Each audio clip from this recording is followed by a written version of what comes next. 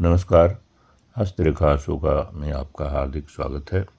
हथेली में मौजूद भाग का जीवन रेखा के बाद सबसे ज़्यादा महत्व है, क्योंकि भाग्य साथ न दे तो वह व्यक्ति जीवन भर संघर्ष करता हुआ गुजर जाएगा, लेकिन उसे सुख नहीं मिलेगा।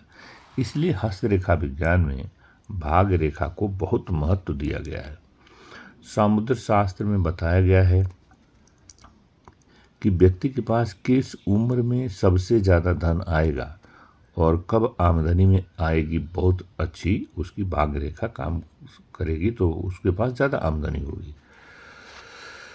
तो आइए जानते हैं कि आपकी हथेली देखिए खुद और भाग्य रेखा आपकी क्या कहती है। देखिए, भाग्य रेखा के उदय का हथेली में कोई निश्चित स्थान नहीं है। कई लोगों की हथेली में यह भाग्य रेखा जो है मणिबंध रेखा से निकल करके और शनि के पर्वत पर जाती है। कई लोगों के हाथ में देखा गया है कि चंद्र पर्वत से यह भाग्य रेखा निकलती है और किसी किसी व्यक्ति के हाथ में यह शुक्र रेखा से होकर के निकलती है। तो जिस तरह से इस रेखा के उत्पन्न होने का कोई निश्चित स्थान नहीं है, ठीक उसी तरह से इस रेखा का अंत भी कहीं निश्चित नहीं है।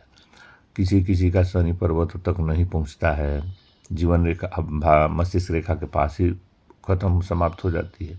इस तरह से भिन्न भिन्न हथेलियों में यह देखा गया है कि जो भाग्य की रेखा है इसका अंत भी जो है भिन्न भिन्न जगहों पर होता है, लेकिन आम तौर से शनि पर्वत यानी जो सबसे बड़ी वाली अंगुली है, मध्यमा अंगुली, उसी के पास तक ये रेखा पहुंचती है।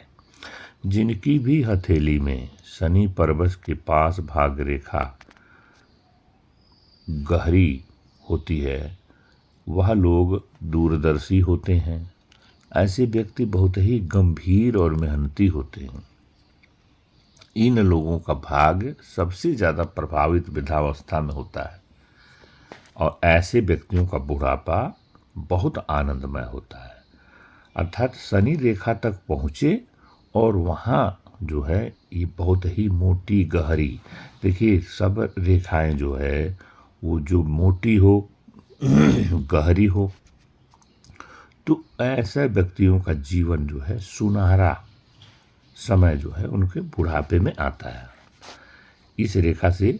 और हथेली में भाग्य रेखा अगर कहीं पतली है, उथल पुथल है, उसमें टेढ़ी मेढ़ी है, तो उसका संकेत यह होता है कि उस जगह पर उस व्यक्ति के उस पर्टिकुलर पीरियड ऑफ टाइम में, जीवन के उस समय में उसको अच्छा भाग्य का साथ नहीं मिलेगा।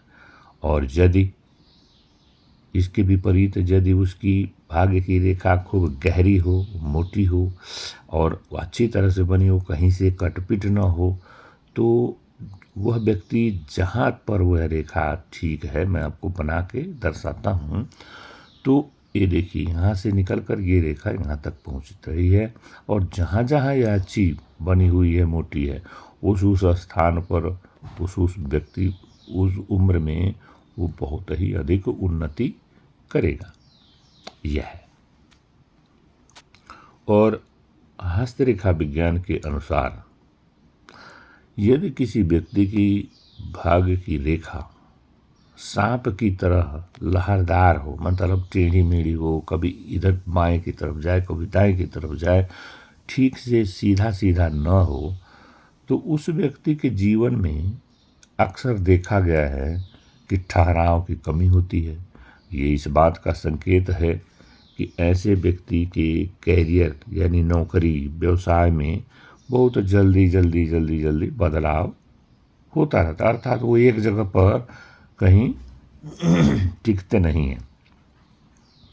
लेकिन जहाँ पर ये रेखा गहरी हो वहाँ पर व्यक्ति जीवन में खूब पैसा, खूब ढेर सारा धन कमाते हैं। यदि किसी की हथेली में भाग्य की रेखा अचानक से टूट गई हो और फिर आगे बढ़ रही हो, तो यह संकेत है कि आपको उस उम्र में भाग और व्यापार नौकरी में बाधाओं का सामना करना पड़ गया है। ऐसे व्यक्तियों की भाग्य इस तरह से आंकलन की जाती है। लेकिन कुछ समय के बाद जो है स्थिति फिर अच्छी और सुधर जाती है। अगर कटने के बाद भाग्य रेखा पतली होकर आगे बढ़े तो पहले जैसी आर्थिक स्थिति नहीं रहेगी। इस बात का संकेत आप समझ लीजिए। भाग रेखा यदि हथेली के ऊपरी भाग में गहरी और साफ चले तथा बीच में ही आकर समाप्त हो जाए, तब यह संकेत है कि आपके जीवन का जो है शुरुआती समय बहुत अच्छा रहा होगा। यानी माता पिता और रिश्तेदार के कारण आप खूब मजे किए होंगे, लेकिन आगे के जीवन में आपको संघर्ष करना पड़ेगा। लेकिन हथेली के बीच से भाग्य रेखा शुरू हो और शनि पर्वत तक गहराई से चले तो जवानी से लेकर बुढ़ापा तक आपके पास अच्छा खूब सारा धन पैसा कमाएंगे। और यदि किसी की हथेली में देखिए भाग्य की जो रेखा है वो शनि पर्वत के पास ही उदय हो रही हो, तो इसके क्या संकेत दिखाता है? तो यह इस बात का संकेत है कि आपको जीवन भर संघर्ष करना पड़ेगा। आपका बेहतरीन समय 50 साल के बाद शुरू होगा। अगर आपकी हथेली में भाग्य की रेखा का जन्म शुक्र पर्वत से होता है, अर्थात वो शुक्र पर्वत से निकलती है, तो इसका क्या मतलब है? इसका मतलब ये होता है कि युवावस्था में आप खूब धन कमाएंगे। इससे आपके जो सगे संबंधी और किसी विपरीत लिंग के व्यक्ति का भी सहयोग मिल सकता है। ये इस बातों को दर्शाता है। तो आज हमने भाग्य की रेखा को भिन्न भिन्न जगहों से निकलकर और शनि पर्वत तक जाती है तो उसके क्या क्या फल मिलते हैं ये आपको जानकारी दिया। और मुझे विश्वास है कि ये वीडियो आपको पसंद आया होगा, और यदि पसंद आया होगा तो इसको लाइक सब्सक्राइब कर दीजिए। धन्यवाद।